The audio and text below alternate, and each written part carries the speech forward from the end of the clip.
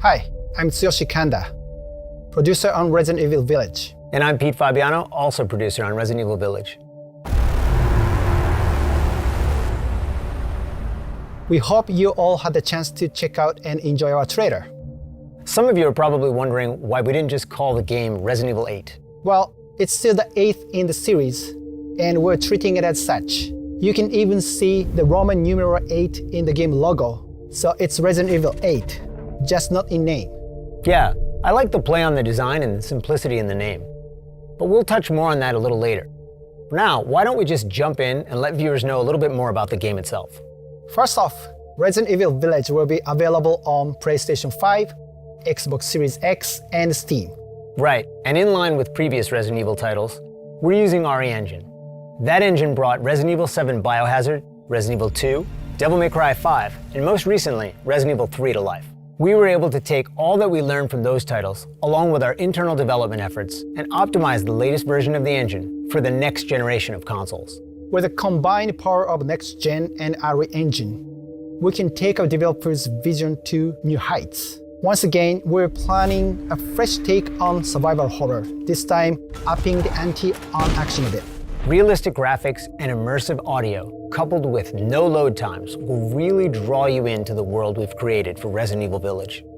Speaking of which, the game takes place a few years after the events of Resident Evil 7 Biohazard. Right, and it follows the story of protagonist Ethan Winters. Ethan's gone back to living an ordinary life, but of course, it wouldn't be a proper story without a new challenge to overcome. Chris Redfield, a decorated hero fighting against bioterrorism, makes his return, but not in the way you'd think. He's the reason Ethan's life gets turned upside down. Let's take a look at some key art.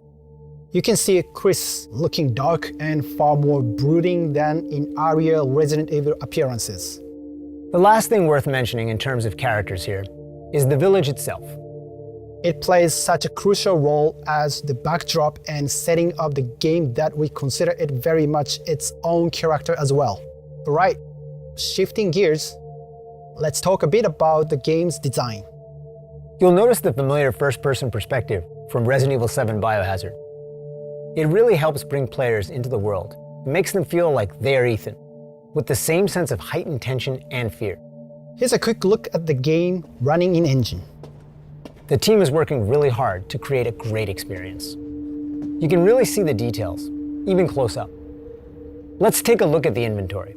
For players familiar with Resident Evil 7 Biohazard, or the recent versions of Resident Evil 2 and 3, you'll be right at home. We hope you enjoyed this additional look into Resident Evil Village. Oh, and here's one more piece of key art.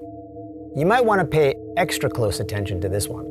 There's a lot that's being shown in it. So much so that we debated whether or not to actually put it in the announced trailer. Take a look and let your imagination run wild. We are aiming to have more to show you towards the end of summer. So, until next time.